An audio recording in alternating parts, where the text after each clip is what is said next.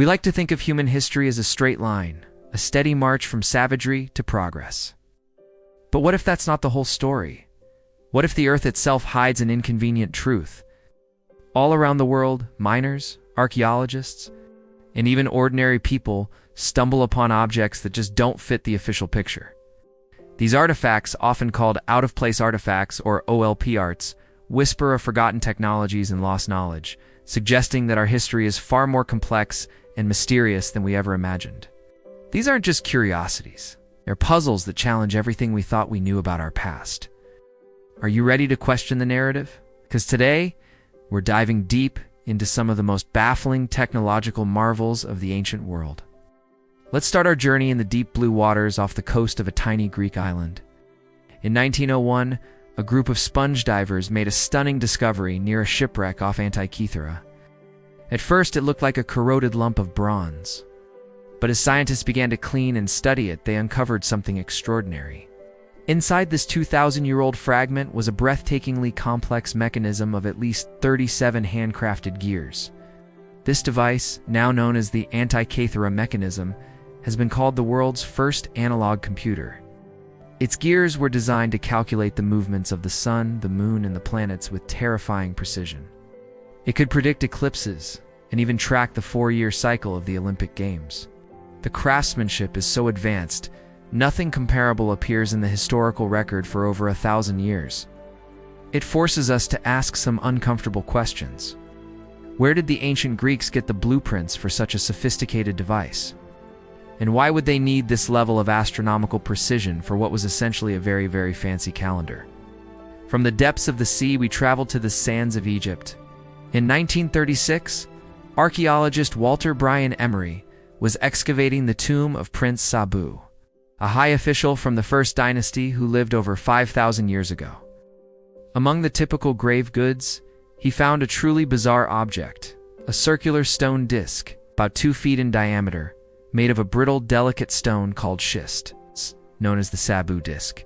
Its shape is what's truly baffling. It resembles a modern propeller or a steering wheel, with a central hub and 3 curved lobes that fold back on themselves.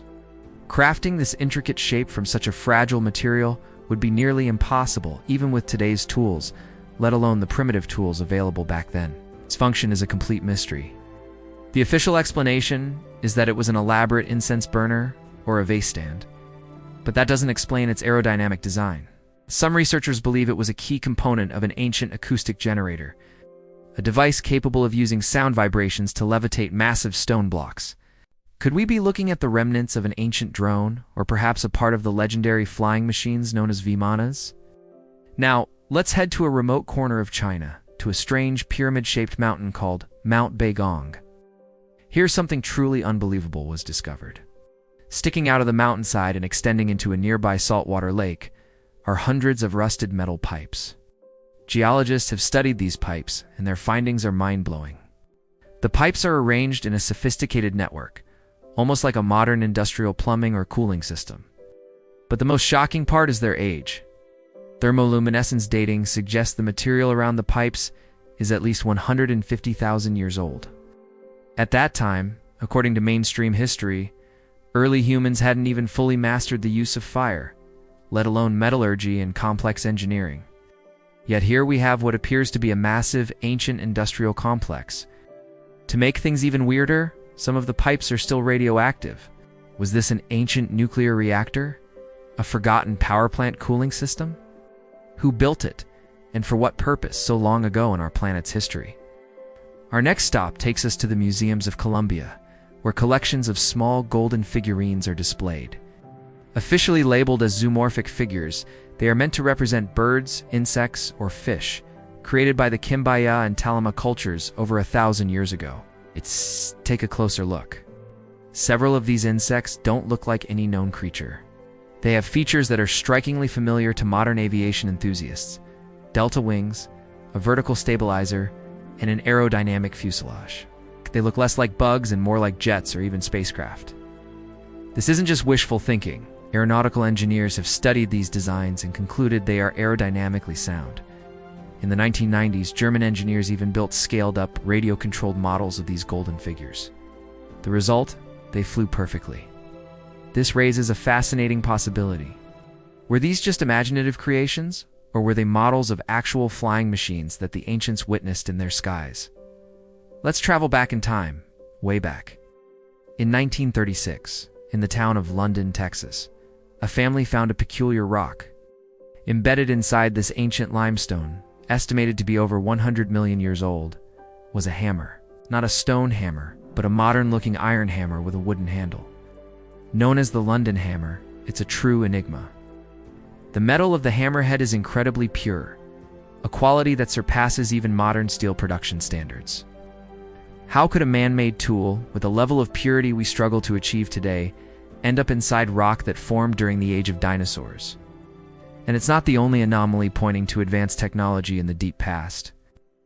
In the Oklo region of Gabon, Africa, miners discovered something that shouldn't exist. The uranium deposits in the area showed clear evidence of having been part of a self-sustaining nuclear fission reactor. But this wasn't a modern reactor. It operated naturally on its own for hundreds of thousands of years, about 2 billion years ago. The conditions required for this to happen are so specific, many scientists believe it couldn't have been a purely natural phenomenon. Who or what was using nuclear energy on Earth 2 billion years before us? The mysteries just keep piling up. In Mesopotamia, near modern-day Baghdad, archaeologists unearthed small clay jars dating back 2,000 years. Inside each jar was a copper cylinder surrounding an iron rod. When filled with an acidic liquid like vinegar or grape juice, these simple devices, now called the Baghdad batteries, could generate a small but steady electrical current. For decades, it was believed that electricity was only discovered by Alessandro Volta in the year 1800. Yet, here is clear evidence of ancient batteries, 1800 years before Volta was even born. What did they use this electricity for? Is it for electroplating jewelry, for healing, or for something we haven't even considered? And if that isn't strange enough, let's go to South Africa. Miners there have found hundreds of small metallic spheres called Klerksdorp spheres. They are almost perfectly balanced and feature parallel grooves around their equator. The rock they were found in is nearly 3 billion years old. Some of these spheres, when placed in a vibration-free case, have been observed to slowly rotate on their own axis. Were they seeds of life, ancient data carriers, or perhaps a warning left behind by a long-lost civilization? The Antikythera Mechanism, the Sabu Disk, the Baigong Pipes, the Golden Plains, the London Hammer, the Oklo Reactor, the Baghdad Battery, and the Clark Spheres. Seen alone, each is a fascinating curiosity. But when you look at them together, a different picture emerges. These aren't just random, isolated flukes. They're pieces of a much larger puzzle, remnants of advanced civilizations that rose and fell long before our own recorded history began. It's a humbling thought. We see ourselves as the pinnacle of creation. But perhaps we are just the latest in a long line of cultures to reach for the stars. Civilizations are mortal, and one day, we may be next. What will remain of us thousands of years from now? A plastic bottle? A slab of concrete? Or maybe nothing at all? What do you think? Are these artifacts proof of lost civilizations? Or is there a simpler explanation? Let me know your theories in the comments below. Thanks for watching, and if you enjoy exploring life's greatest mysteries, make sure to like and subscribe for more. See you next time.